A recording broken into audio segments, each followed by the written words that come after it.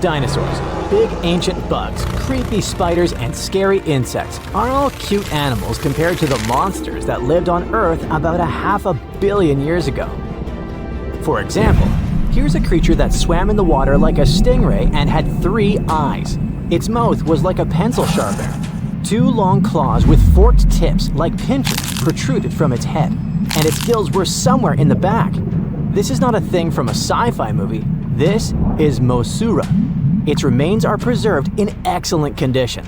Let's look at it more closely and study other similar monsters.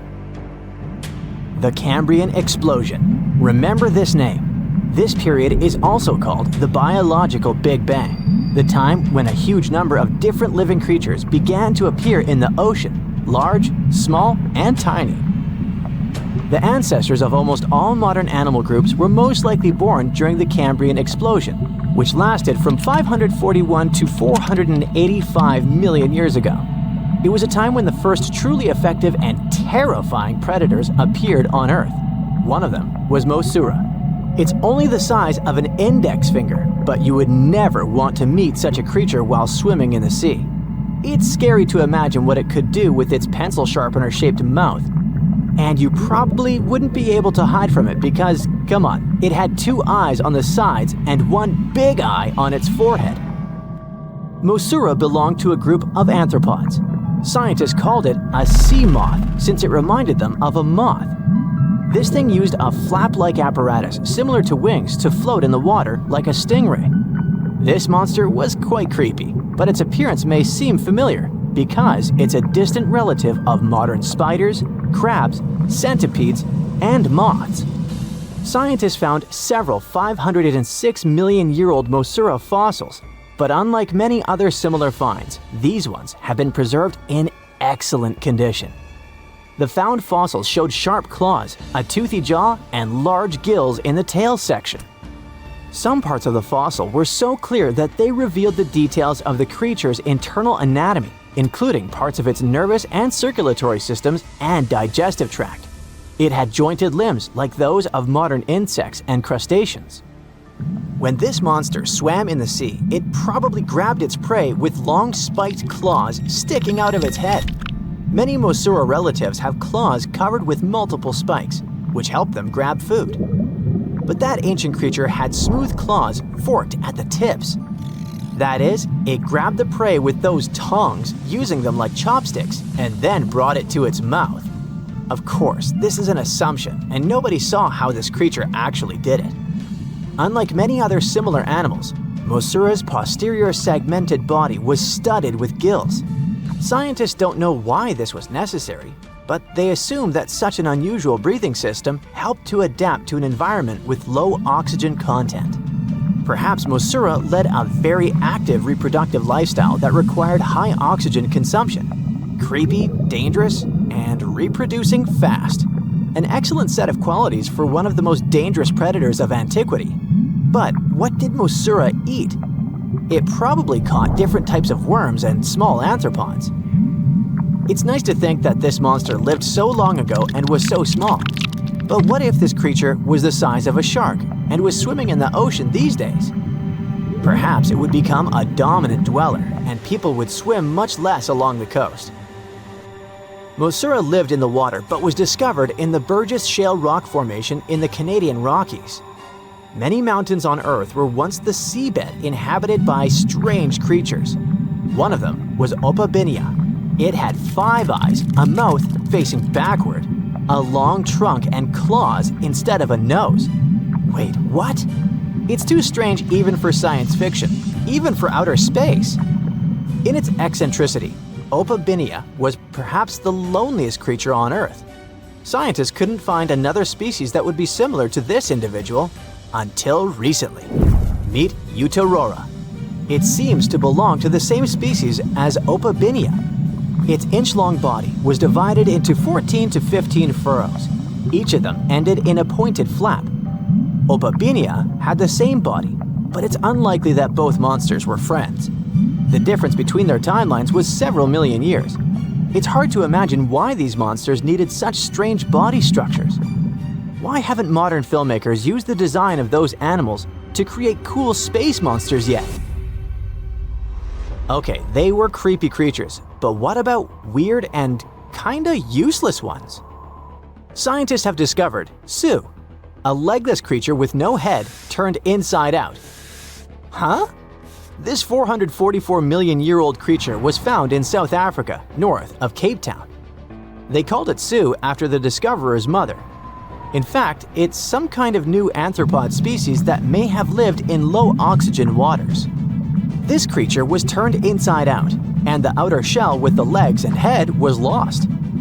Thanks to mineralization, muscles, tendons, and even Sue's intestines were preserved on the fossil.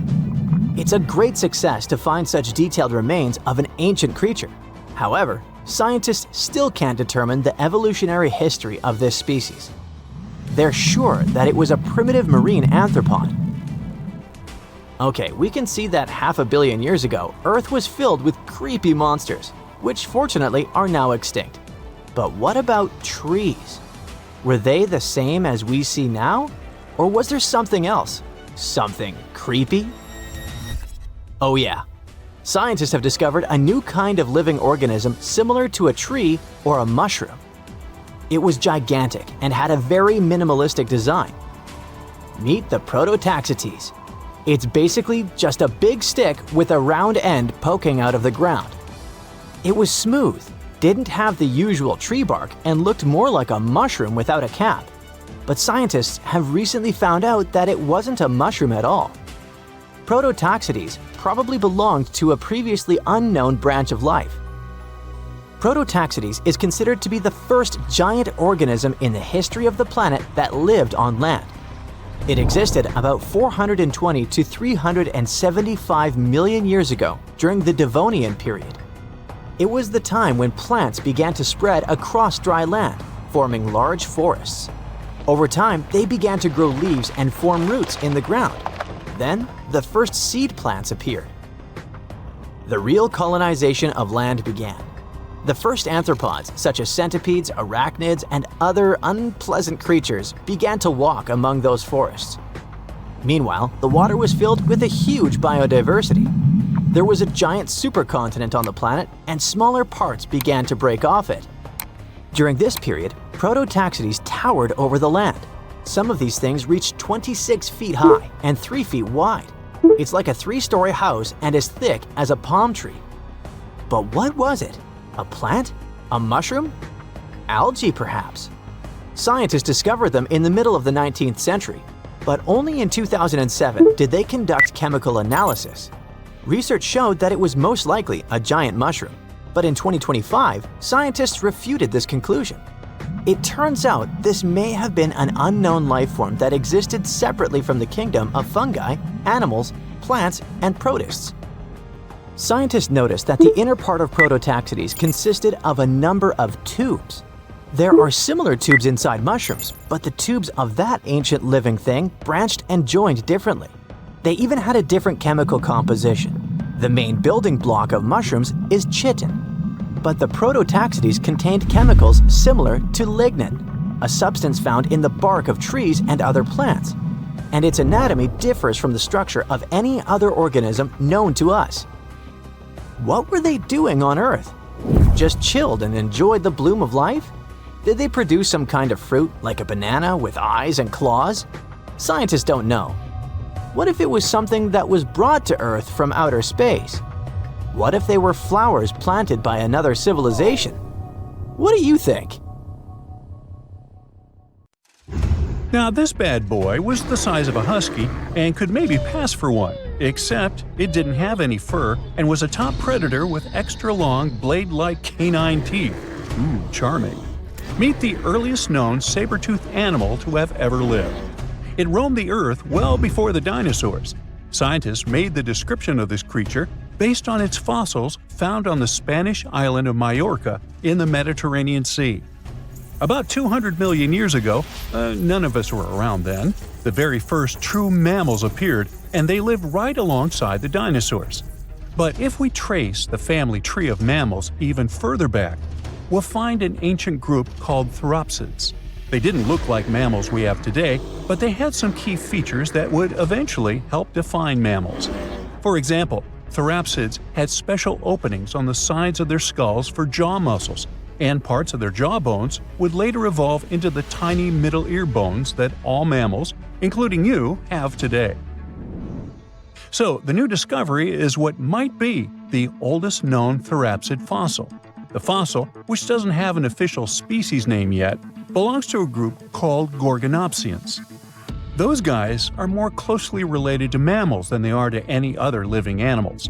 Some of them were as small as cats, and others were as massive as polar bears. Gorgonopsians had some very mammal-like traits, like different types of teeth for different jobs. But unlike mammals, these ancient predators kept replacing their teeth, even their giant saber-like canines, over and over during their lives. Hey, that would be handy. Until now, the oldest Gorgonopsian fossils we knew about were around 265 million years old. But this new fossil is even older, dating back between 270 and 280 million years. The find was super detailed and complete, including its sharp knife-like fangs, part of its jaw, pieces of its spine, ribs, tailbones, and toe bones, plus most of one of its back legs. Even though the creature's skull wasn't complete, the scientists think it was about 7 inches long, and the animal itself would have been around the size of a medium-large dog, weighing between 66 and 88 pounds. But other than that, it didn't really look much like a dog. Even though it had some lizard-like features, calling it a lizard dog is totally wrong. Mammals and reptiles do share a super ancient ancestor from about 320 million years ago, but their evolutionary paths split a long time ago. When the newly found creature was alive, the island of Majorca was right in the middle of the gigantic supercontinent Pangaea. Back then, this area went through super wet and super dry seasons. Scientists have always wondered if major moments in mammal history happened in tropical places like this, but we just didn't have the right fossils to prove it. Now, with the discovery of the oldest known Gorgonopsian in Majorca, the missing pieces of the puzzle are coming together. It looks like some huge steps in mammal evolution could have happened in low-latitude environments we haven't explored much yet. The so-called gap in the fossil record might just be because paleontologists weren't looking in the right spots. Our hero of the day wasn't the only cool guy rocking the planet before dinos settled in. Over 500 million years ago, the weirdest predators to have ever existed ruled the oceans. The name is a bit tricky to pronounce, so I'm not going to. Okay, it's Anomalocaris, but it just literally means unusual shrimp. This creature looked nothing like anything alive today. Scientists think it was the first true apex predator, the orca of its time. Anomalocaris was massive for its era, as it grew up to 3 feet from its sharp grabbing arms to the tips of its tail fins.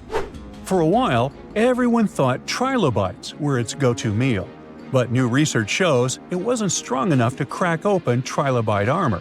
So instead, it was a speedy, agile hunter with awesome vision, and it often picked off soft-body animals that zipped through the open water. Now, another really cool creature from pre-dino times is a fish that could walk on land. Tiktaalik lived in marshy rivers that looked a lot like today's Amazon rainforest. It could grow up to 9 feet long, and it found its prey in rivers and inlets like a modern-day freshwater crocodile. It had a flexible neck and even some early versions of lungs, and thanks to them, it could survive both in water and out of it. Why fish like Tiktaalik started moving toward land about 395 million years ago is still a bit of a mystery. Around that time, the ancient supercontinent called Gondwana was drifting closer to the land that would become North America. This slow movement created lots of shallow, swampy habitats, which were perfect places for crocodile-like animals to thrive. Plus, these areas were near the equator, so they were warm and tropical, but there wasn't a lot of food waiting for them on land, so maybe they moved there for safety reasons. There were fewer predators and better spots to lay eggs there compared to the water. Creatures first adapted to living in open water, then shallow water, then marshes and river edges, and only after a long, slow transition did they finally step fully onto land.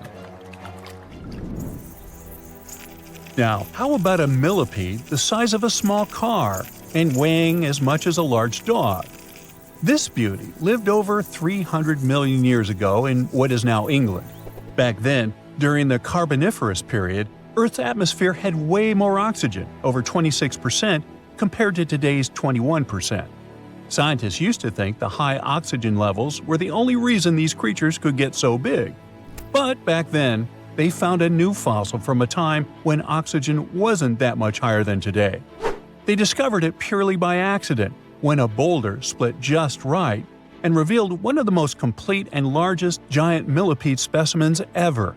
This one could have lived not just in swampy areas, but also in open woodlands filled with tasty seeds, nuts, and maybe even small animals.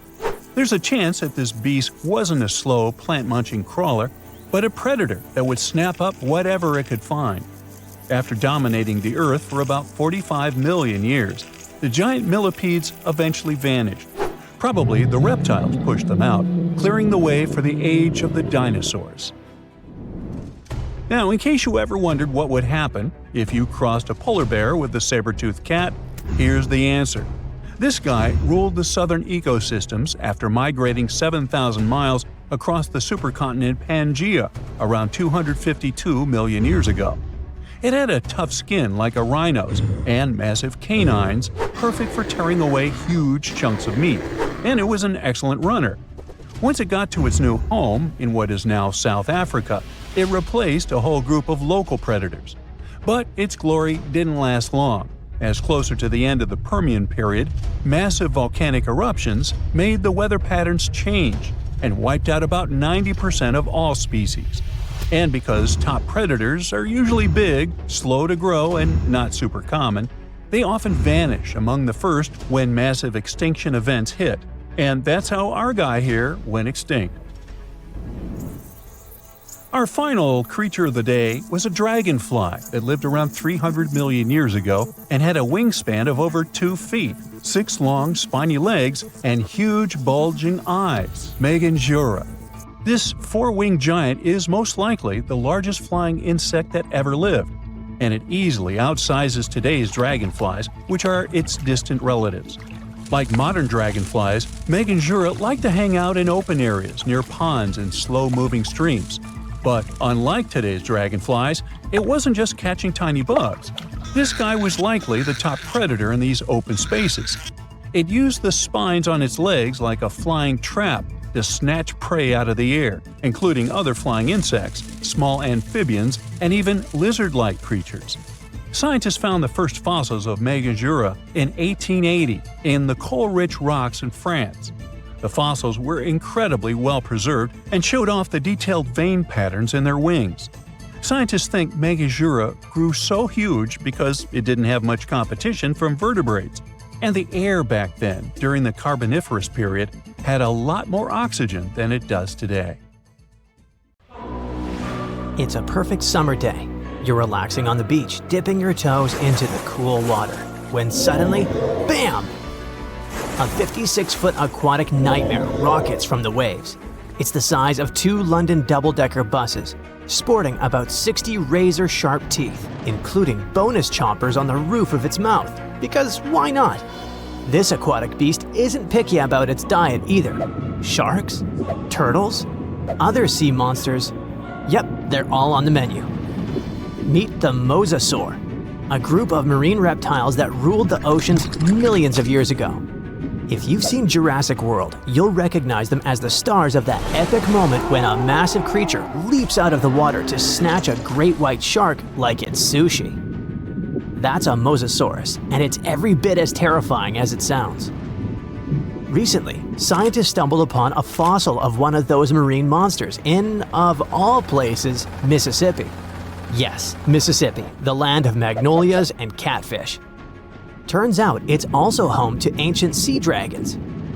This discovery was a happy accident. A team of geologists was mapping the terrain in east-central Mississippi when they noticed something strange poking out of the ground. It wasn't a rock or a seashell. It was a vertebra, and a massive one. In fact, it was so large it barely fit in the hand of the scientist who found it. The fossil likely belonged to the largest known species of mosasaur, the Mosasaurus hoffmanni. Now, the biggest mosasaur ever found clocked in at a staggering 56 feet long. This new specimen hit a solid 30 feet at least, and while it might not break the world record, it certainly makes the crown for the biggest mosasaur ever discovered in Mississippi. Fun fact, that's still longer than the average RV, and with way worse gas mileage. To be fair, the Mississippi Museum of Natural Science already had a couple of mosasaur fossils in its collection. But this newcomer might just steal the spotlight. And this isn't an isolated incident. In 2015, paleontologists unearthed the skull of a 24-foot-long mosasaur in North Dakota. Years later, a private fossil hunter, yes, that's a thing, found an equally huge mosasaur in Texas. Well, its jaw at least. These sea monsters, also known as sea dragons, by the way, actually have one of the wildest origin stories in paleontology. The very first skull was found way back in 1764 in a chalk quarry in the Netherlands. And at the time, scientists thought it was a whale. Then came a second skull, which was so impressive that French revolutionaries literally looted it during the siege in 1794. Legend has it they swapped it for 600 bottles of wine. Doesn't sound like a fair trade to me. That fossil actually helped pioneer the concept of extinction and got paleontologists buzzing for centuries. Since then, mosasaur fossils have popped up all over the world, like ancient scaly celebrities leaving their mark. From the Mississippi backwoods to the deserts of Morocco, from New Jersey to Belgium, scientists have uncovered everything from teeth to full skulls, sometimes even misplacing them in museum drawers for centuries. So what exactly were these terrifying titans of the deep? Well, let's just say, if ancient oceans had a most likely to eat everything in sight award, the mosasaur would win it. Picture a gigantic scaly torpedo with a mouth full of about 60 razor-sharp teeth, including some growing on the roof of its mouth like dental overkill. It had a long, muscular tail for propulsion and 4 paddle-like limbs that worked like turbocharged oars, letting it cruise through warm, shallow seas like a reptilian speedboat. Scientists believe they were close relatives of modern monitor lizards and snakes, which honestly just makes both of those animals way more terrifying. Some mosasaurs even might have had adaptations for sensing vibrations in the water, allowing them to detect movement from a distance, similar to how sharks use electroreception today.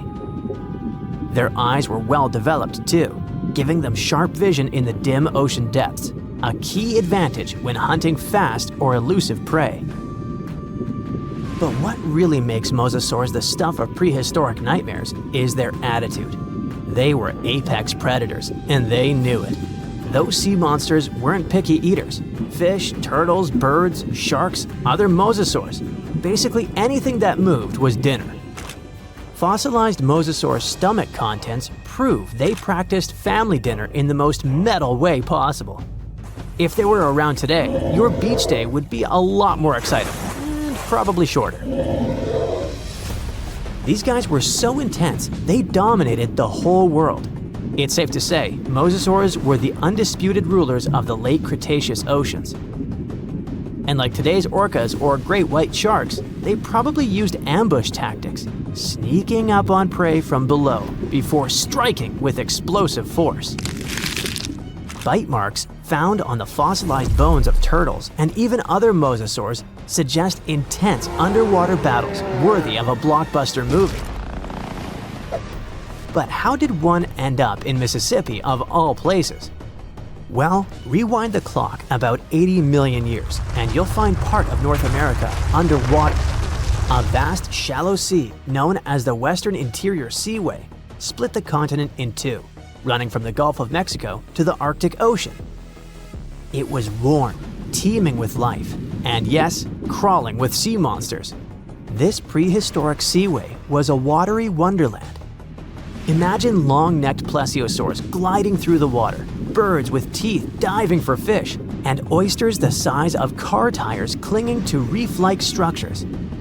Even giant fish like this weird guy over here called it home.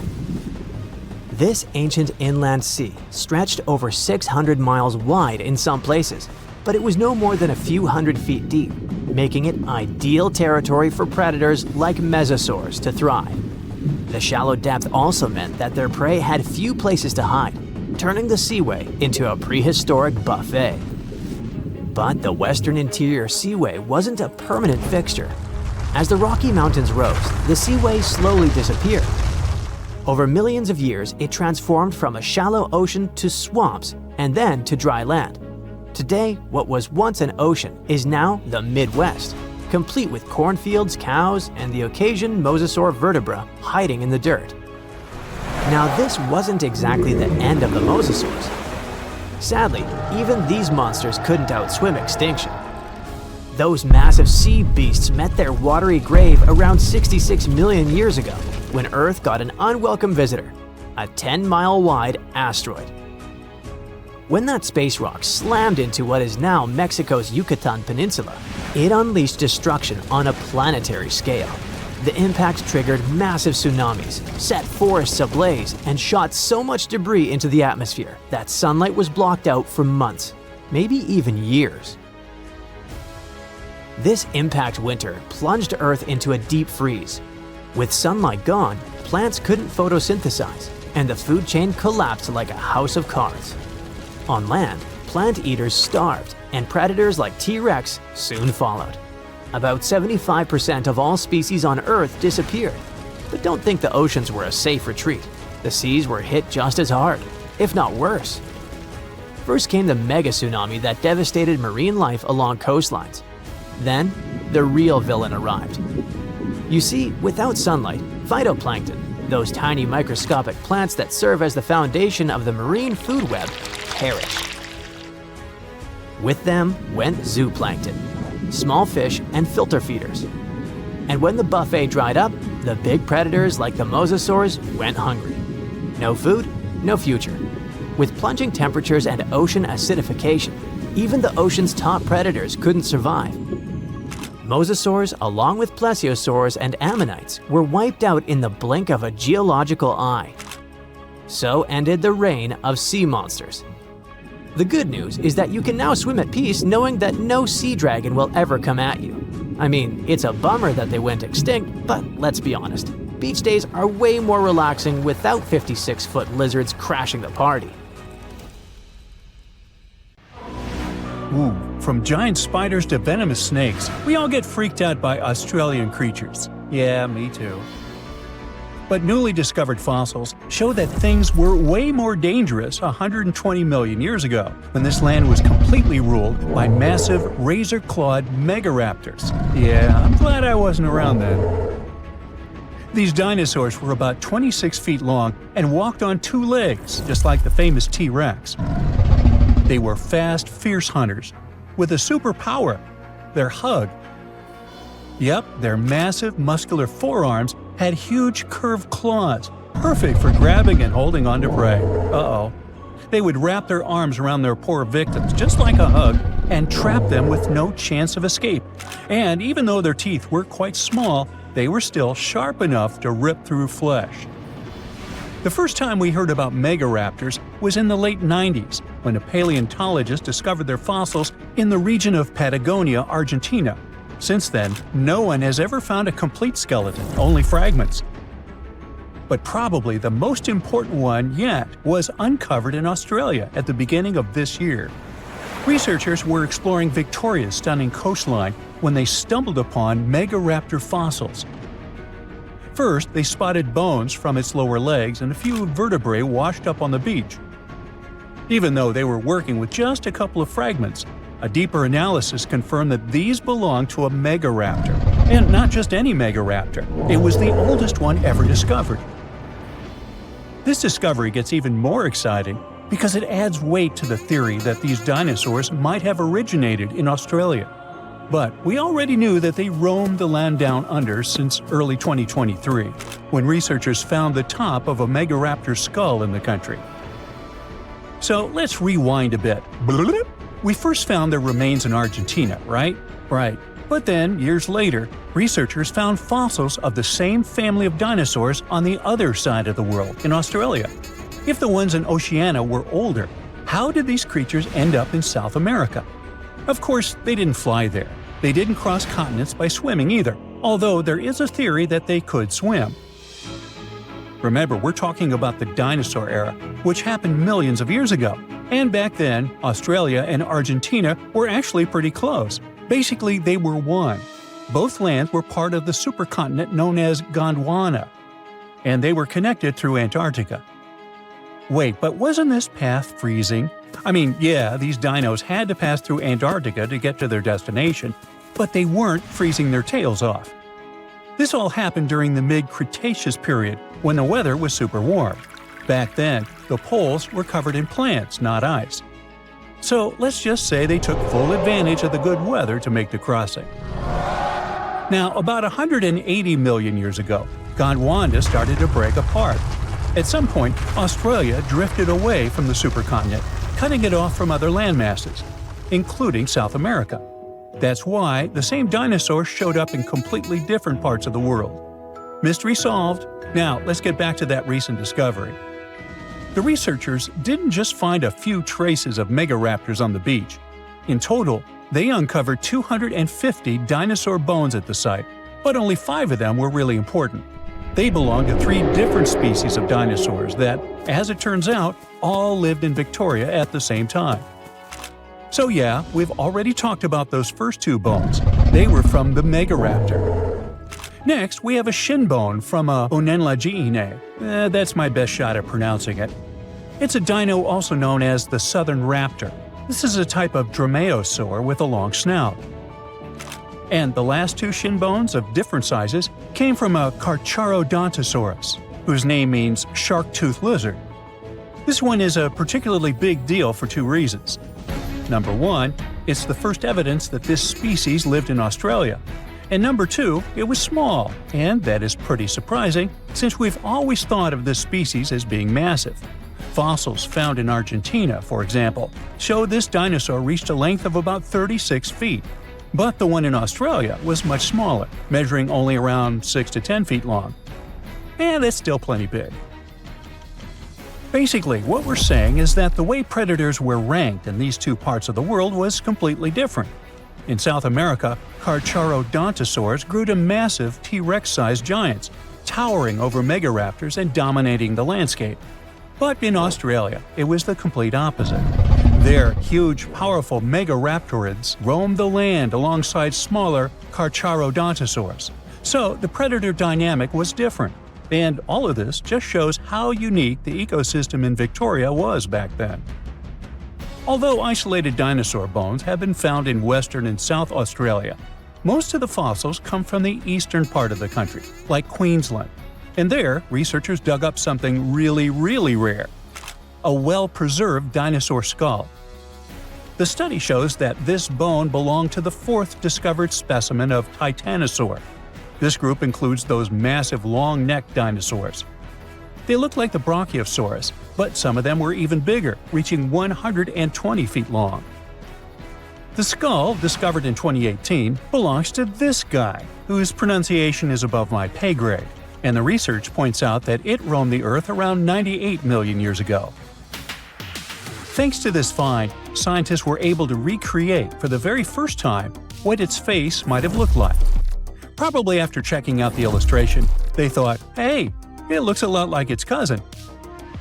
They were talking about another species of Titanosaur, this other unpronounceable guy. And guess where they used to live? Yep, in Argentina. So, this research also supports the theory that dinosaurs crossed between South America and Australia during the mid-Cretaceous period. Now, this wasn't the only secret buried in Queensland, though. In 2024, researchers working there discovered the fossilized remains of a new species of pterosaur, about 100 million years old. These creatures were the first vertebrates that could actually fly, existing alongside dinosaurs. They were massive, powerful predators, with wingspans of up to 36 feet. But these remains belong to a new species within the pterosaur group, which they have named Hakuna Matata, or something similar. Compared to their cousins, they were on the smaller side, with a wingspan of about 15 feet. Still, that's bigger than a snowy albatross, the largest flying bird we have today. This species of pterosaurs were terrifying beasts, flying over the ocean to hunt for prey. Once they spotted their victim, they'd snap open their 60-centimeter jaws, filled with sharp spike-like teeth, and, well, I guess there was no escaping that. The last incredible discovery we're talking about today also comes from Queensland. For over 20 years, students walked past a plain-looking rock at Biloela State High School completely unaware that it held 66 dinosaur footprints, and they date back about 200 million years. These prints were made by a group of these Latin-named guys. They were small dinosaurs with 3 toes on each foot, and it seems like they were all over Queensland around that early Jurassic period. The rock they found at the school worked like a snapshot, giving us a better idea of what these dinosaurs were like and how they behaved. After taking a closer look, researchers found that the footprints came from 47 individual dinosaurs. This group was probably walking along or maybe crossing a waterway when their footprints got marked in the white clay. And the study also discovered that they were likely moving at less than 4 miles per hour at the time. So we only discovered those marks in Australia. But fossils of the same species found in other countries showed that they had these long legs, a big chunky body, short arms, and this tiny head with a beak. But honestly, they don't sound as scary when you realize they only ate plants. Whew. Something exciting and kinda unexpected popped out among the rocks of the Ica Valley in Peru. The bones of a really old whale that lived almost 40 million years ago. At first, no one was really impressed because the bones they found were big and weirdly shaped, so people just thought they were looking at giant boulders. I mean, that's cool too, but things got way better when they realized those were the remains of a very large ancient animal that roamed along the coast of ancient Peru. Plus, it was probably the heaviest creature that ever lived. Sorry, blue whale, I know you worked hard to get to the top. The length of over 100 feet and weight of more than 200 tons brought you the status of the biggest animal on our planet. But it seems you've held the title long enough. Time to hand it over to our next candidate, and that one's really gigantic. This ocean beast was probably shorter than the blue whale, but heavier, with a weight that could be between 93 tons and 370 tons. If it's closer to the higher number, it'll make Prehistoric the biggest animal ever known to have lived on Earth. And it seems its weight was the result of having extremely thick, dense bones. You can see such bones today in manatees or some other early whales. Dense bones are a great tool for such marine mammals. This feature makes them heavy and allows them to stay submerged most of the time. But at the same time, if their body was too heavy, they would end up sinking all the time, and they would waste too much energy to move back up to the surface. So, to avoid sinking, marine mammals need to have enough lighter tissues, like muscles and fat, to help them float in the water without using too much energy. Now, scientists didn't have the whole skeleton, which makes it hard to tell how big the animal was. But they used the ratio of the heavy bones to the lighter tissues in other marine mammals to estimate the overall weight of this giant ancient whale. Experts found these fossils about 13 years ago and spent the next decade freeing the whale from the rock. Its anatomy and age showed this whale was a cousin of Basilosaurus, a whale that had a long snout full of sharp teeth, and a sleek body similar to that of an eel. Even if Prehistoric wasn't bigger than the blue whale, it was still a giant that ruled the ocean depths.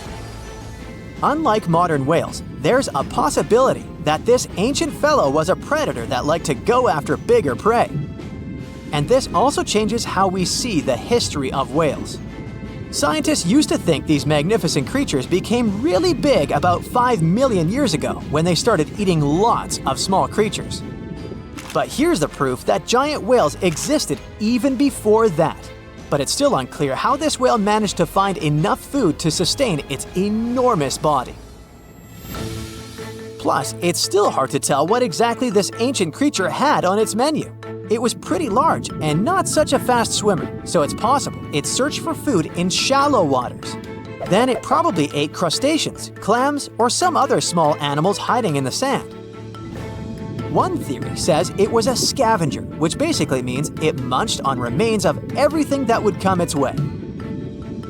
It's not so unusual to find marine animals in deserts. Many of these regions used to be covered with water anyway.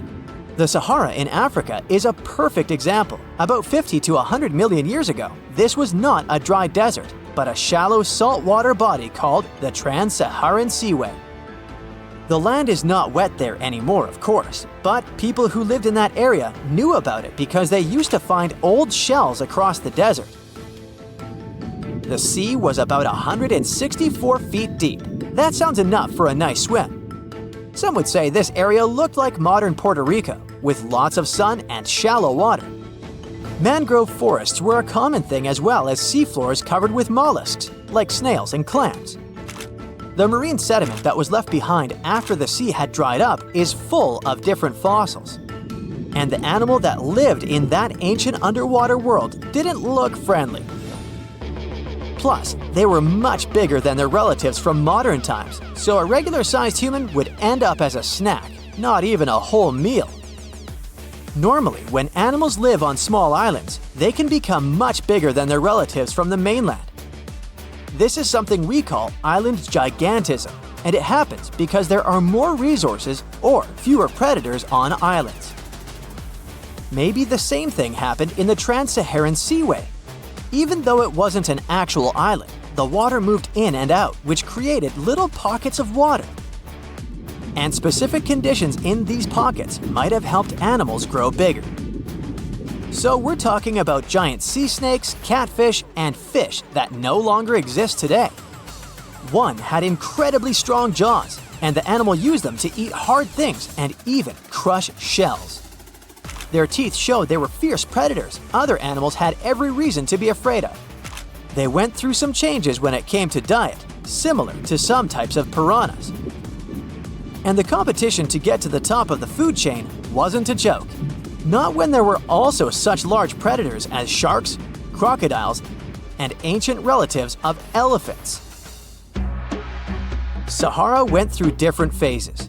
If you could use a time machine and take a peek at Earth's largest hot desert as it was about 6,000 years ago, you wouldn't have to struggle with sand and heat. You'd have a nice walk through a green and pretty lush place. In the past, people who lived in that area didn't leave drawings on cave walls that showed camels, sand dunes, and scorpions. All those things you'd see in today's Sahara. Instead, they drew crocodiles. That's additional evidence that the Sahara used to have a lot of water and plants enough to support these big yet scary animals. Around 3 billion years ago, Earth might have been mostly covered with water. Today, it's about 71% of its surface, but it seems that our planet used to be a giant ocean world with no continents at all, just some scattered islands. Scientists studied special rocks in Western Australia that formed in a place deep under the ocean called a hydrothermal vent system. To explain this better, it's important to mention two common oxygen types, O16 and O18. O18 is heavier because it has extra neutrons. O16 evaporates from water more easily, and as researchers studied an old ocean floor, they found a lot of O18, more than in today's oceans. This way, they realized ancient Earth had less dry land than Earth today. Australia is a good spot to conduct these studies because a long time ago, it also used to be a beautiful place with large animals and lush rainforests. But as time went by, the land became drier and Australia had more deserts formed, such as the Great Victoria Desert. Rainforest remained only on the edges of the continent. What happens with deserts across the globe is called desertification. That's when land that used to be good for growing things turns into a desert or something similar. Our planet changes over time, together with its climate. But desertification also happens because of human activities, like mining, farming, and building cities. And when land turns into a desert, It's a problem because it can't support people and animals anymore. Food doesn't grow there. There's not enough clean water, and animals lose their homes. To help with this problem, there's a plan many countries agreed to. They decided to work with farmers to take care of the land, fix damaged areas, and manage water better. All in all, to make our planet a better place for life. Not much goes on in Iowa, which is why finding a huge 13,000-year-old mastodon skeleton made headlines. In 2022, a researcher received a photo of a massive femur believed to belong to a prehistoric animal. It took 2 years to secure funding for excavation, but in 2024, archaeologists finally dug in. After 12 days of work, they uncovered a well-preserved mastodon skull, the first ever found in a Midwestern state. Australia used to have its own giants. Those were huge animals that could have dwarfed anything living on this continent these days. Scientists found the remains of many of those ancient creatures in the Narracuta Caves in South Australia, 4 hours away from Adelaide. It's a lovely region, but it can be treacherous. Watch out for holes the ground is pocked with. Known as pitfall traps, many of them are no wider than a coffee table. They're deep and plunge into the darkest of caverns. One of such caverns is called Victoria Fossil Cave, and it's a treasury that's been hiding the bones of around 45,000 animals for centuries. Some of the oldest bones belong to creatures far more terrifying than any animal you can encounter today. Those were the ancient Australian megafauna, huge beasts that roamed the continent during the Pleistocene epoch. During those, there were giant snakes, huge flightless birds, wombat-like creatures the size of a rhinoceros, and many others. One of the largest examples of the Australian megafauna scientists have discovered so far is the Diprotodon. That giant herbivorous creature was 10 feet long and 6.5 feet tall, and weighed more than 6,000 pounds, about as much as a small Asian elephant. Even though this terrifying beast didn't eat meat, it could have smashed other animals with its sheer weight. Scientists have found the remains of hundreds of such creatures all over Australia, so it's safe to say that no other animal from that time or in that location was larger than this giant. Despite its creepy appearance, the Diprotodon was a relative to the modern-day wombat, and those are known to sometimes pounce humans. The Diprotodon had toes that pointed inward and were well suited for digging burrows. On the other hand, Diprotodon was a giant, and it was unlikely that it used to do so. It was likely a trait it had inherited from its smaller burrowing ancestors, or it could have used its claws to search for roots. This theory is supported by the fact that the animal's pouch was facing backward. It prevented any dirt from collecting inside while the creature was digging. Since this animal was so big, it didn't have to worry much about predators. Up until 60,000 years ago, when the first humans appeared on the continent, full-grown Diprotodons only had to look out for creatures like the quincana. Measuring in at a whopping 20 feet long, the quincana was a land crocodile. It lived in Australia from around 20 million to 40,000 years ago. It disappeared along with most other mega creatures of the last ice age. It's thought to be the result of the first humans coming to the continent. Even though the quincana was extremely fast and dangerous, it was possible that this creature got out-competed by human hunters who took all available prey. Unlike modern crocodiles that are mainly aquatic, that mighty beast was a land dweller. Scientists figured it out by studying the quincana's legs. They were able to support and carry the body clear off the ground. It means there was no escape for ancient people once the quincana spotted them. Modern crocodiles can only push themselves along on their bellies. Such an adaptation allowed the quincana to chase its prey for long periods of time, exhausting it in the process. Another creepy feature of this ancient monster was its teeth. Aquatic crocs have conical teeth. Those are great for gripping and holding on to prey underwater.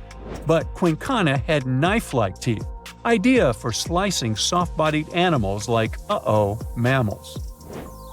Another Australian monster, Thylacoleo, wasn't all that large, but it didn't make it any less terrifying.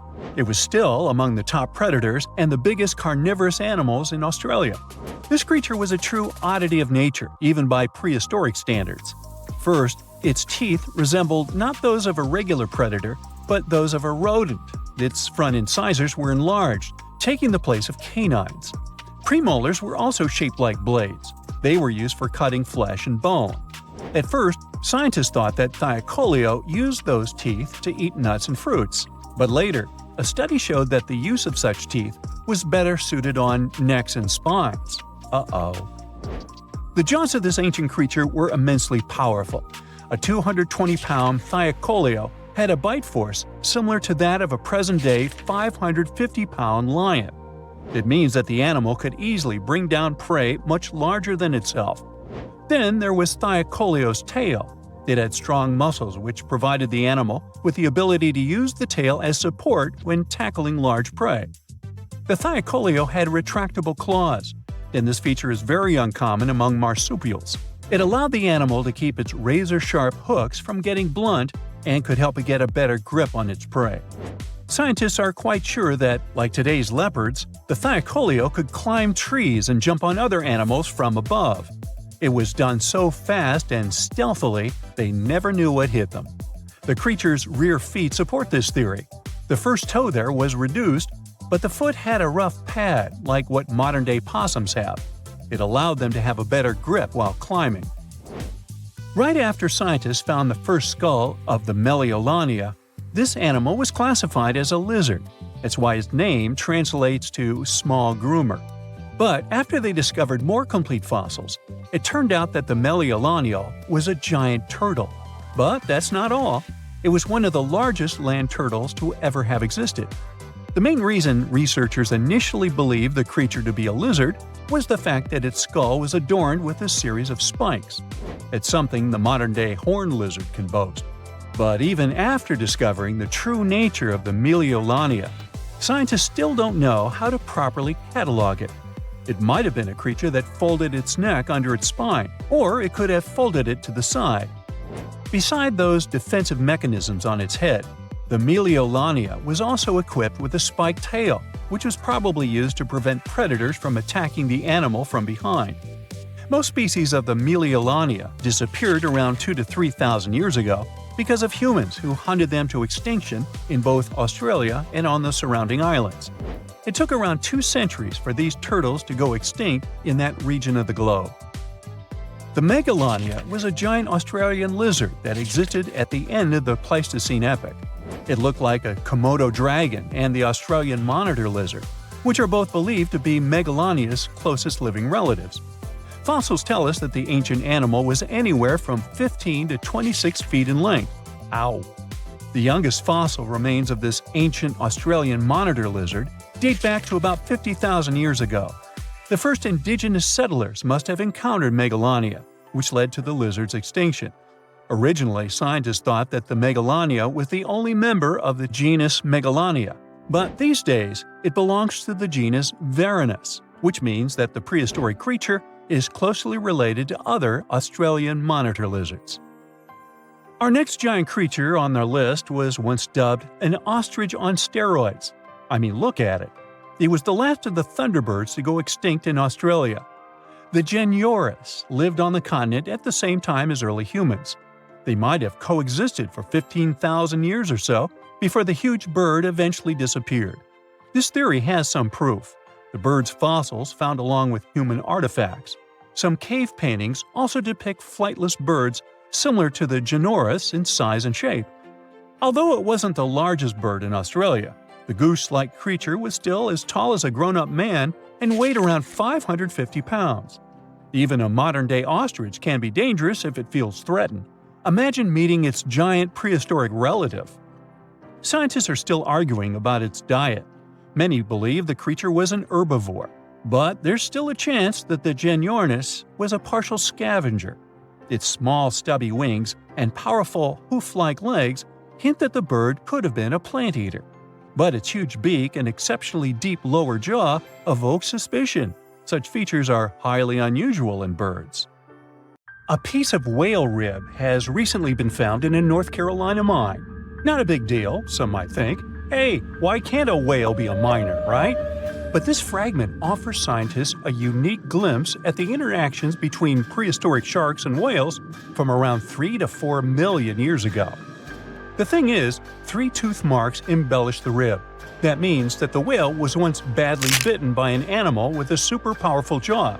Judging by the spacing between the tooth marks, and it reaches almost 2.5 inches. This animal could be a mega-toothed shark. I'm talking about the megalodon. Or it could be a different shark species which was around at that time. The curvature of the shark's jaw shows that the animal was relatively small, between 13 and 20 feet long. Yeah, small. As for the whale, it seems to be the ancestor of a great blue or humpback whale. Researchers are amazed.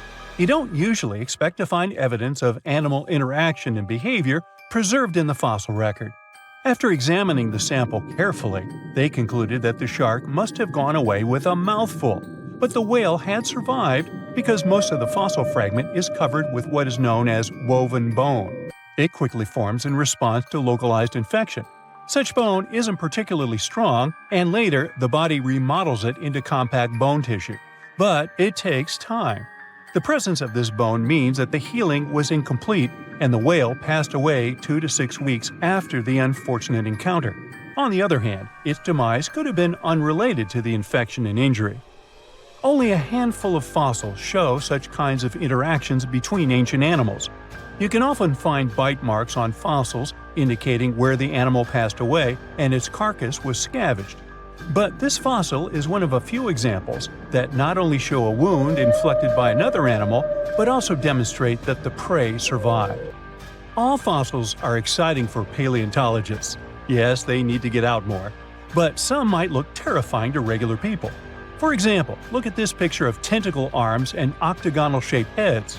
When it first appeared in mass media, internet users claimed that it was some ancient organism that had come from space. Others thought the story was fake, but in fact, both the picture and the fossil are real. The fossil is known as a mortality plate, a fossilized representation of a mass extinction event of one or several species. The fossil actually contains more than a dozen specimens of a type of marine organism called a crinoid. Despite their looks, crinoids were not plants but marine animals. This particular species lived deep underwater on the seafloor. Crinoids were related to starfish, sea urchins, and brittle stars. These creatures could attach themselves to the seafloor with stalks made up of flexible porous discs connected by soft tissue. The stalks were hollow, and that's where the animal's nervous system was located. Crinoids absorbed oxygen through thin-walled tube feet. The creatures usually reached the length of more than 8 inches and had 5 arms lined with leathery-looking, tentacle-like structures. They fed on plankton and sloughed off organic material. Now, even though these fossil finds seem to be super exciting, few creatures in the fossil record confuse scientists as much as the Tully monster. This curious sea creature sported a toothy, trunk-like snout and eyes splayed out on a rigid rod. But the most bizarre thing? It has been impossible to classify.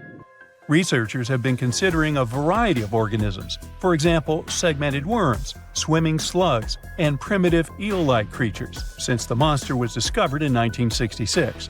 Recently, they have even tried to connect it to some species of jawless fish with a backbone-like structure. A team of scientists from Japan has used high-resolution laser scanners to examine the anatomy of Tully monster fossils in 3D.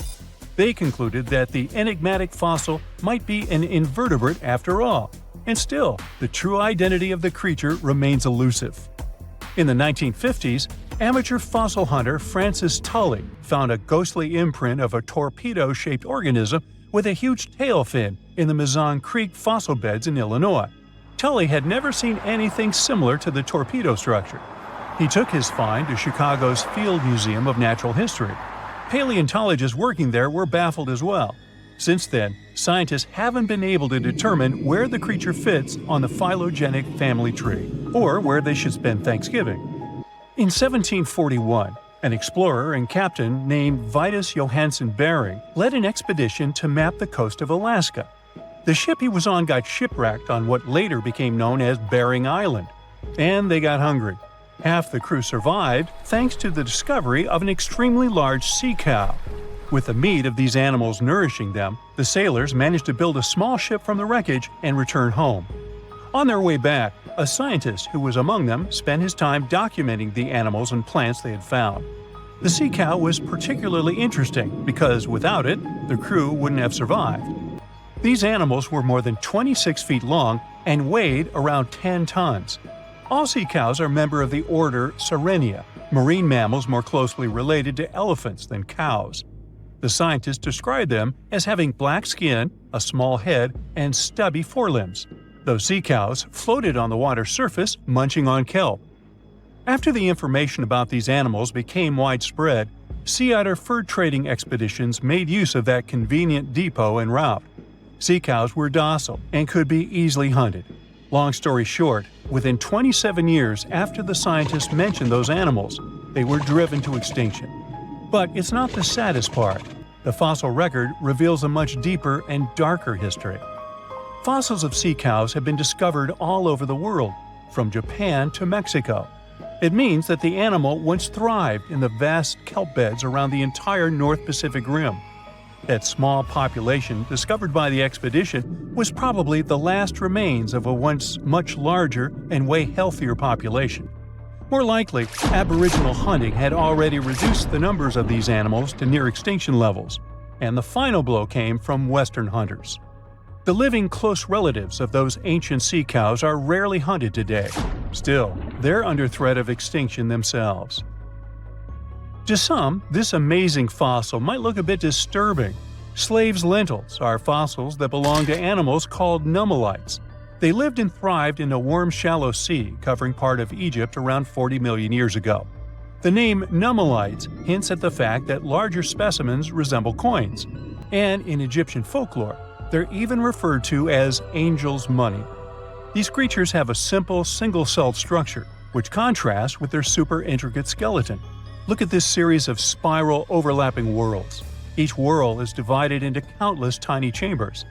Nummulites can grow to be 4 inches in diameter, and still, they are the fossils of single-celled animals related to amoeba. How and why did they grow to be so large? The reason could be their symbiotic relationships with other smaller organisms. In the case of modern species, such symbionts are tiny golden-brown single-celled algae called diatoms. The shells of nummulites are relatively transparent, and since they're flat, there's a large surface area for the light needed for the diatoms to photosynthesize. For some reasons, scientists are still debating about them.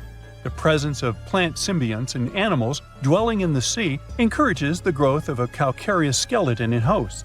So, the gigantic size of the nummulites in Egypt could be due to their close relationship with symbiotic diatoms. Does that make sense? Fun fact: a species of nummulites evolve very fast, and their fossils change from one layer of sediments to the next. So, the limestone used for the pyramids of Giza are so packed with such fossils that it's known as nummulitic limestone. This limestone also contains 2 kinds of nummulites, the smaller slave's lentils and the larger angel's money. But those are not different species, but rather different stages in the life cycle of a single species. Now here's something. Baltic amber is one of the most common resins found in the world. The reason for this is that due to the vast forests of pine, their numerous deposits are so common, they provide wonderful treasures from long ago. Ants are especially common in the Baltic amber, which comes from pine trees. Its resin is rich in sugar, so the ants often live amongst the trees, close to the easy source of food. One block found in East Germany has preserved one ant that is estimated to be about 48 million years old. Think of the birthday cake. But what makes this find interesting is another animal inside the amber. It's a mite, notorious hunters in the insect world, capable of traveling at great speed. These guys quickly latch onto their hosts, sucking them dry. They're also capable of destroying entire hives in one go. And within this piece of amber, the amber provides a display of their final struggle. In Southeast Asia, feathers belonging to something unique have been found from 80 million years ago. They were captured in resin during the Cretaceous period, a peak time for dinosaurs. The many feathers inside are from the Coelurosaur. It looks like a dinosaur, but this animal is more related to birds. Other feathers like this have been found in resin. They belong to avian and other non-flying dinosaurs. The discoveries have helped reimagine what dinosaurs actually look like. Still, dinosaurs may have had feathers instead of being completely bald. Of course, for most of them, the feathers weren't used for flying, but they helped the dinos stay warm. However, the feathers weren't all that was found, and a part of the coelurosaur's tail is also preserved. Still, it's so small and ancient that its DNA hasn't survived to map their entire genome. The enclosed tail is also very delicate, and it can't be removed from its protective amber shell. But although these findings can only be observed, they've still provided a great insight in the evolution of birds. But how does amber preserve things so effectively, even at the initial stages? The trees produce the resin to protect any small gaps in the bark against feeding insects. Its antiseptic nature and lack of water content ensures it doesn't degrade for a long time. This also makes it more resilient as it petrifies over long periods, eventually becoming a fossil. Some of the oldest amber ever found was from the Triassic period, showing how long it can last. The pieces from Italy are about 230 million years old. And inside one of these ancient droplets holds the oldest arthropod ever recorded. This mite found inside has provided a broader understanding to their evolution. Today, they're known to mainly annoy gardeners by feeding on the petals of flowering plants. However, at the time the mite was caught, flowers didn't have any petals, and it would be without this tasty meal for another 100 million years. Now, 100 million years ago, Myanmar was part of Gondwana, the great supercontinent. At that time, Myanmar wasn't part of Asia yet. But it was still lush with a great forest, which contained many species of lizards that lived amongst the undergrowth, hiding away from dinosaurs. Many of them have been stored within amber. This fact helped discover ancestors of geckos and chameleons. By using CT scans, scientists have analyzed them, providing a glimpse into the formation of their scales, teeth, feet, and claws. It also provided an understanding of how these archaic creatures once appeared. Although mostly pieces of lizards, by using modern technology, the scientists have been able to create 3D images of the lizard. These images can reveal how those guys appeared in their full form. The images show that they still retain some of their exact features to this day, like the chameleon's sticky pads used for climbing. A salamander fossil from around 20 million years ago is one of the most intact specimens ever found in amber. Details of its final moments show that it had been attacked before getting stuck in the resin. However, what's confusing about this find from the Miocene era is that the amber was found in the Caribbean, but it came from a tree that's closer related to those from East Africa. The lizard also has ancestry from the same area. Finds like this have opened a whole new understanding about how these small lizards migrated. It's expected that they would have ridden fallen logs, which took them across the seas to new homelands, not only to the Caribbean, but to all continents except for Antarctica. Nobody goes there, it's too cold. In the Dominican Republic, you can find some of the rarest of all ambers. This Dominican amber came from neotropical forests from around 20 million years ago. Many of the trees that made the resin are now extinct. The amber is almost completely see-through and can come in an array of beautiful colors. The most common colors are red, yellow, and even blue, and are easily mistaken for gemstones. One was found with a flea caught in it, dating to when the forest was at its peak and the mammalian variety thrived. Fleas were likely common at the time, and this flea in particular had recently fed on a mammal before getting stuck. However, something more intriguing was found within the flea. While scientists checked what mammal DNA was within the flea, they found that it was carrying an ancient bacterial blight. These blights have been constant throughout Earth's history, dramatically decreasing populations of animals and plants. This now extinct blight in the amber helped scientists determine how much the bacteria have evolved and how it spread. Now, most remnants of insects inside amber aren't much more than the exoskeleton bodies.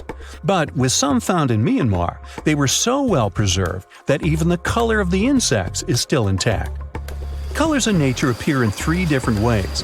The first is bioluminescence, that's produced by a chemical reaction within a living organism. The second is about pigments, where the color appears in an animal or plant tissue. The third is called structural coloration, and the production of colors here is explained by microscopic surfaces fine enough to react with the light. The rare insects in amber were found in the form of structural coloration, but only at specific wavelengths. It all explains the very intense colors rarely found. 99 million years later, these bugs can still show their vibrant colors – blue, purple, and green. Some of them appear so different in color and shape that they almost look like they're from another world. Which of course they are, a very old one. Ants have been around for about 168 million years, based on fossil evidence provided. They're well known for their social hierarchies and their hive mind system. They've dominated almost every corner of the insect world, but when these social capabilities came about have been difficult to determine.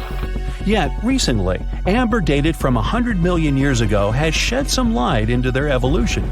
Several amber pieces have preserved various ant types, including the worker ants, guardian or soldier ants, and even a queen ant. Before these pieces were found, it was estimated their social nature occurred millions of years later. A piece of amber dated 100 million years ago helped shed light on the evolution of birds. A perfectly preserved bird that hatched preserved in amber was already equipped with its flight feathers. With the earlier physical abilities, they would be capable of moving around the nest by themselves at a very young age, and it's expected they could search for their own food almost immediately. But as birds continue to evolve and spend more time in the skies, their brain developed larger for their cognitive abilities. After hatching, their early development was then more focused on the brain, and the chicks slowly became more reliant on their parents over time. In Spain, a massive treasure trove of amber and other fossils has been found. Inside, there were remnants of an entire ecosystem that existed 110 million years ago. A bunch of individual fossils were found. The vast collection includes many types of insects, mollusks, arachnids, plants, 50 different dinosaur bone fragments, feathers, and hair from mammals, and a McDonald's burger wrapper. Nah, just kidding. With the abundance of findings, it's helped researchers understand the ancient terrestrial ecosystem that once existed. With loads of specific details of the environment, they've reconstructed the swamp. This way, it's now possible to experience what it was like in the world of dinosaurs. Today, I'm going to tell you about creatures that had unique features which allowed them to grow to incredible sizes. They were some of the most impressive animals to have ever existed on our planet. The Argentinosaurus is a genus of sauropod dinosaurs that lived approximately 97 million years ago in what is now South America. Scientists think it was one of the largest land animals ever, with a length of up to 100 feet and a weight of up to 100 tons. A farmer stumbled upon a giant leg bone while tending his cattle. That's how he discovered the first fossils of the Argentinosaurus in Argentina in 1987.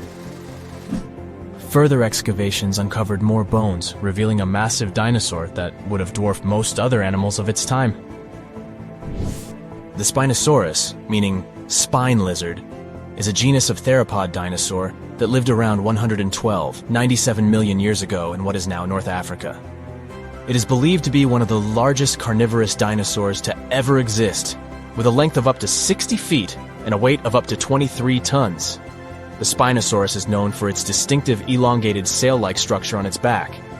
It was likely used for thermoregulation. It also had long crocodile-like jaws that were lined with sharp teeth. This allowed the creature to catch and eat large prey, such as fish, crocodiles, and other dinosaurs. The first fossils of the Spinosaurus were discovered in Egypt in 1912. The sperm whale, Physeter macrocephalus, is a species of toothed whale that is the largest toothed predator on Earth. It also has the largest brain of any animal species. It is found in oceans all over the world and can dive to depths of up to 7,000 feet in search of food. You can easily recognize sperm whales by their massive, block-shaped heads, which can measure up to 1/3 of their total body length. They have dark brown or grayish-blue skin and a distinctive wrinkled appearance. The Titanoboa is an extinct genus of a giant snake that lived approximately 58 million years ago. It is considered to be the largest known snake ever. It could grow up to 42 feet and weighed around 2,500 pounds. The first fossils of the Titanoboa were discovered in a coal mine in Colombia in 2004. This discovery meant a lot because it provided insights into the size and behavior of snakes during the Paleocene era, as well as the overall climate and ecosystem of the time. The blue whale, Balænoptera musculus, is the largest animal on Earth, measuring up to 100 feet in length and weighing as much as 200 tons. These marine mammals are found in oceans all over the world and can live up to 90 years. Blue whales have a long, streamlined body that is usually blue-gray in color with mottled patterns. They have a small dorsal fin and 2 pectoral fins that are about 1/3 the length of their body. Blue whales feed on tiny shrimp-like creatures called krill, and they eat a lot. A single adult blue whale can eat up to 8,000 pounds of krill in a day. The Leadsichthys is an extinct genus of large, bony fish that lived during the Jurassic period, approximately 155 million years ago. It is believed to be one of the largest fish that have ever lived. Some estimates suggest that it could grow up to 55 feet in length. The first fossils of Leadsichthys were discovered in England in the 19th century, and more recent discoveries have been made in other parts of Europe, South America, and Africa. Despite its enormous size, the Leadsichthys was a filter feeder, similar to modern-day whale sharks, and likely fed on plankton and other small organisms. The creature did it by simply swimming with its enormous mouth open, filtering water through its gills. The pterodostro is an extinct species of flamingo-like birds that lived approximately 35 million years ago. They were relatively small birds with a wingspan of about 2-3 feet. And they were known for their distinctive long, narrow beaks equipped with comb-like structures used for filter feeding. The pterodostro lived in shallow bodies of water, like lakes and lagoons, and mostly fed on small crustaceans and other tiny organisms. The animal filtered them from the water using the comb-like structures on the inside of its beak while swimming through the water. The African elephant is the largest land animal on Earth and one of the most recognizable ones. There are 2 species of the African elephant, the savanna elephant, Loxodonta africana, and the forest elephant, Loxodonta cyclotis. You can see them in various parts of sub-Saharan Africa. These creatures can be identified by their large size, gray skin, and long trunks. African elephants can grow up to 13 feet tall and weigh up to 14,000 pounds, depending on the species and gender. Now, if Earth's history were a movie, we humans would only take up the last second of the end credits. Our planet has been around for about 4.6 billion years, but our human story began about 300,000 years ago in Africa. Now, our ancestors had some wild adventures in nature. They could have run into creatures so big they'd make today's elephants look like puppies. The woolly mammoth is a pretty famous animal, sure.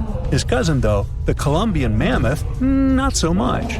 This giant used to roam places from Canada all the way down to Mexico. Unlike the furrier woolly mammoths, which hung out in colder places, these animals had shorter hair, resembling huge elephants. They also had incredibly large tusks, like 12 feet worth of spiraling, sturdy tusks. And they weren't just for show, they came in handy when facing predators. That includes our ancestors. If you think about sloths these days, you're picturing these adorably slow creatures. They couldn't possibly be in your list of most dangerous animals. Well, their grandparents might have. For starters, we call them ground sloths, and they vary a lot in size. Some were as big as rhinos, and others, like the Megatherium, were as colossal as elephants. Imagine seeing a 20-foot-long sloth which doesn't mind chewing on some meat every now and then, at least in theory. Ever heard of Bigfoot? Well, our next animal kind of looks like him, but is a distant cousin to orangutans.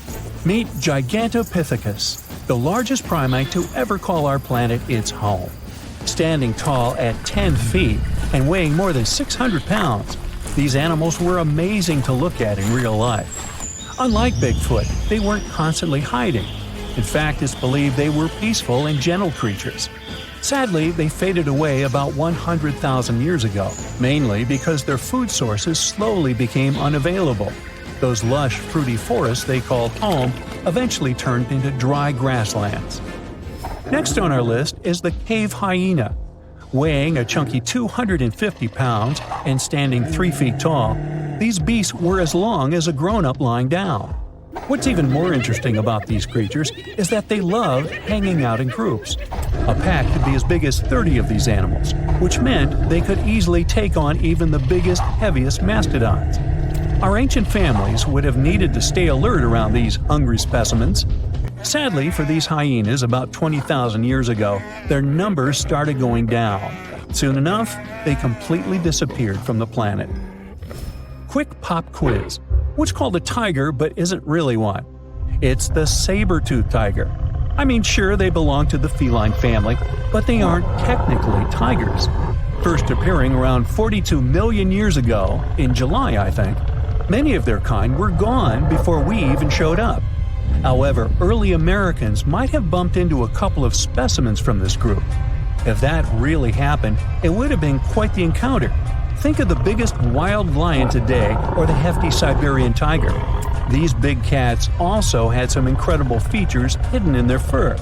They were good at sneaking around, hiding, and pouncing on mammoths bigger than themselves. Their bite wasn't that strong, but they could open their jaws wide, like twice as much as a lion.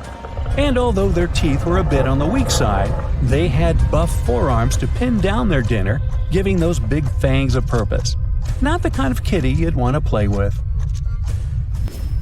Dire wolves made their debut about 250,000 years ago. They were like the gray wolves we know today, but a lot stronger. While wolves these days stretch out to about 6 feet and tip the scales at 170 pounds max, dire wolves were about 5 feet and about 150 pounds. Found all over North and South America, they had admirable jaws, biting nearly a third harder than their modern counterparts. Also, their favorite snack was horses. But just like many other majestic beasts of the past, they faded away around 10,000 years ago. Now, names can be deceiving. Take the American lion, for example. It's not really a lion, it's more of a panther's big cousin. The other part of the name is correct, though. They did live in America about 330,000 years ago. This feline was no lap cat either. They were at the top of the wildcat pyramid, weighing a colossal 772 pounds. That's like stacking 4 grown men on a scale. Even the mighty African lion would look a tad bit shy beside these beasts. With the muscle to take down a bison, you wouldn't want to accidentally interrupt their dinner. They parted ways with this planet around 11,000 years ago, right after the last ice age. Now, down in Australia, about 50,000 years ago, I wasn't around then, there lurked a relative of the Komodo dragon, the megalania. Experts love to have debates on how big it was. Some say it stretched out to 23 feet. Others think it was just about 11 feet long. Either way, they were basically mega-sized Komodo dragons with a dangerous bite. If you think bears are already big and fluffy now, let's introduce the short-faced bear. While this big creature stood on its hind legs, it towered at 14 feet. With long limbs, they could outrun today's bears, hitting speeds up to 40 miles per hour. These ultra bears sadly disappeared around 11,600 years ago. Now imagine a crocodile. Okay, imagine that same crocodile, only supersized, with sporty legs, doing its thing in Australia about 1.6 million years ago. Well, say hello to the quincana. These crocs were extremely large, reaching 23 feet. And no, they weren't lazy river loungers. These creatures really love spending time on land. They evolved to have strong legs for their chases and razor-sharp teeth designed for slicing, not gripping. When did we stop sharing beaches with them? About 40,000 years ago. The name elephant bird might not sound familiar, but try to picture a bird that stood tall as high as a basketball hoop at 10 feet and weighed as much as a small car, 1,500 pounds. Their eggs were equally huge, like 150 chicken eggs bundled up into one.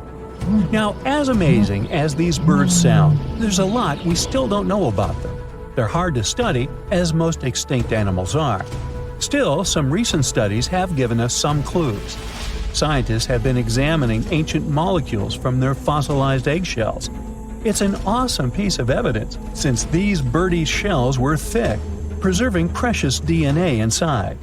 Plus, there are tons of these eggshell fragments sprinkled all over Madagascar's beaches. Because of these findings, we now know these birds were herbivores and loved eating leaves and seeds. We also know the tiny kiwi bird is its closest living relative. Now, dodos were these amazing birds we also used to share the planet with. They're like distant cousins to ancient pigeons. To give you some perspective, imagine a chunky bird weighing about 50 pounds. Similar to chickens, turkeys, and ostriches, dodos were also the types of birds that couldn't fly. Their wings were small, and they had the muscle strength of, well, a wet noodle. Now, you might have heard the word dodo used as a name for creatures that aren't that bright. Don't get confused, though, by this name. These birds were in fact intelligent. Scientists were able to figure that out by studying their fossils. It turns out that they were good at smelling stuff, unlike most birds that are all about the visuals. These creatures aren't around for us to study anymore, but that might change. One evolutionary biologist is on a mission to fully understand these amazing ancient birds. On that note, she revealed that the dodo's DNA has been completely sequenced. There are even talks about potentially bringing dodos back to life. They would make a nice addition to the lovely beaches of Mauritius, the place they used to call home many, many years ago.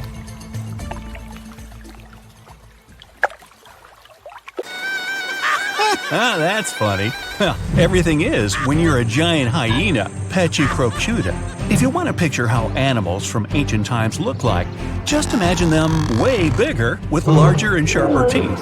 And wait, like that isn't enough? Yup, you had to be one mighty beast to survive in such times when everything around you is like 5XL. This hyena was up to 3 feet tall with a weight of 400 pounds. That's the size of a modern lion and around 3 times bigger than today's hyena.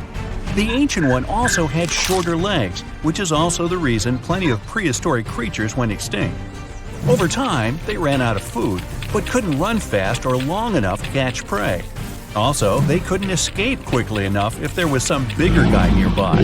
Ancient and modern hyenas have quite similar habits. Diet, meat, and meat. They both prefer to steal food from other usually smaller predators rather than go hunting on their own. And of course, they're both always smiling at everyone around. Cheese! You always somehow picture sharks as those marine animals we should be afraid of, right? Not whales. They're mostly good-natured, eating their plankton, spraying out water through that hole in their backs and stuff. And of course, they could get a little clumsy from time to time, so they turn over a ship. Anyway, they're not that into hunting humans. Well, if we all lived in the time of this 50-foot, 50-ton whale, Leviathan, I like to call Toothy. Let's just say going to the beach would never be the same. The beast weighed like 6 elephants and was longer than a truck. Oh yeah, about that Toothy thing? This whale had teeth longer than your palm and a quite refined hunting instinct. So it went after all marine animals, including other whales too. Its only rival was the megalodon itself, the only biggest and scariest shark that ever lived on our planet. Okay, of course, this list is full of giant and dangerous animals with extra sharp teeth who you're certainly glad they went extinct. But there's also some close relative to a human ancestor here too. Hello, distant cousin? Paranthropus. So our cousin P had a big brain, well, at least for those times, and good reflexes, which is why they could defend themselves against some bigger and less brainy creatures that were after them. They mostly ate plants, roots, nuts, soft fruits, young leaves, probably insects, and seeds. They were around 5 feet tall and 150 pounds in weight. Not that big compared to other prehistoric mammals, but still big enough to survive those tough times. Way to go, P! The next one is, yes, I'm very happy these things went extinct, prehistoric mammal, Gorgonopsia. They were something between mammals and reptiles with, of course, very, very big 5-inch saber-like teeth, an 18-inch long skull, and the size of a modern bear. At their beginnings, these guys were really small, no bigger than a dog. After a while, evolution did its thing and turned them into the biggest carnivores of their time, which was over 250 million years ago. I wasn't around then. Scientists still don't know if they had clear skin, fur, or scales, but they do know these beasts had rather long legs compared to the rest of their body, which means they could run much faster than many other animals from those times. Andrewsarchus, or Andy, my nickname for it, is everything you would attribute to today's predators, such as tigers, wolves, or hyenas. Only a bit more intimidating version, of course, with extremely sharp teeth. Who would have thought the biggest meat-eating mammal that ever lived is actually a part of the family where pigs, camels, and antelopes came from? It had the size of a modern bison, with a weight of at least half a ton. Andy wasn't that picky with the menu, so it went after most other animals that lived back then, which was around 40 million years ago. It seems ancient times were those where tigers or some other predators were afraid of pigs, unlike today. Yup, step back, Terminator pig, Entelodon, is on its way. Okay, research actually showed they were more like hippos, whales, and its cousin Andy. But this cool nickname has already been given, so we can't go back. Early Terminator pigs were no bigger than today's swines, but they grew to become cow-size over time. They also had short snouts, but a couple of million years later, evolution decided that's not scary enough and made their lower and upper jaws much longer. Oh, and they got an even sharper set of canines, a special How to Creep Your Rivals edition. Phew! Finally, an ancient mammal we don't have to be afraid of. Well, at least if we're not in its way, because if this giant accidentally stepped on you, squish. But at least its menu consisted of plants, so we would be safe at some point. Let me introduce you to the gentle giant thunder beast, Brontotherium. It had quite a sturdy nasal horn, weighed 3 tons, and was 16 feet in length, which is bigger than a modern rhino. The size, unfortunately, didn't help it much. Andy was always just breathing down its neck, preying at it and its companions. Such a list definitely can't go without the menacing saber-toothed cat. Around 4 feet long, 100 pounds, agile, completely capable of hunting in coordinated packs. But you know cats, they like to brag about the catch they got on their own. That's our Megan, Megatherion. You can find her and her companions all over the world, in Europe, Asia, North America, and Africa. Now, we often think all big cats are into running after their prey, but Megan wasn't built for speed at all, nor did it sprint after her prey like some other cats. No, she preferred to wait for the prey to get closer. She would choose a good spot, climb up some tall tree, hide, and simply chill. After a while, some innocent herbivores would go there to drink some water, and bam! Surprise! Megan's down. Her hunting style is something we see in leopards today. Teeth were her main weapon, so gotta watch out for those big upper canines. Oh, finally a name I can more easily pronounce, so I don't have to come up with my own. The giant short-faced bear. This beast could run up to 40 miles per hour. After it cornered its prey, the bear would rear up to its full height, 13 feet, so the poor animal knew nothing good was about to come. Cave bears usually prefer vegetables, but as far as this short-faced one was concerned, nah, meat is way better. It liked to hunt as well as collect what other predators would leave behind. Also, as far as is known, apparently no one ever asked this short-faced bear, "Hey, why the long face?" Leo, the prehistoric lion, Thylacoleo. Gee, sounds like a pharmaceutical. Anyway, 5 feet long, 200 pounds, insanely strong jaws, sharp teeth, long retractable claws, muscular body. Hey, it's me. No, not really. It also had a surprisingly powerful tail. Leo actually comes from the land down under, where ancestral kangaroos lived, and they also had quite strong tails to balance themselves. Okay, speaking of kangaroos, here's one small surprise: Leo's roots. You would think kangaroos, koala bears, and giant wombats were there just to live a happy life until they became someone's breakfast. But their family somehow raised an animal that looked like a saber-toothed tiger but with bigger teeth. Yes, Leo, way to go, breaking the stereotypes. Leo was somewhere at the top of the food chain in his times, even though he had one quite strong rival, a giant monitor lizard, Megalania, or even some plus-size crocodile, Quincana. Okay, move guys, this is not a video about reptiles, wait your turn. Prehistoric age, dinosaurs ruled all over the region, making a mess, while other animals shiver in fear and hide from them. Hey, not so fast, dinos! There's Mr. R, Rapenomamus, a mysterious mammal that decided to stand up to the authorities. He showed up 130 million years ago and was a badger-like 3-foot-long animal. Doesn't sound much compared to the T-Rex and bigger dinos, but was way bigger than some of those feathery dinosaurs from the same time. Not only that, he would eat them. We don't know how exactly, but let's just say Mr. R had his own ways. I'm guessing it was for breakfast.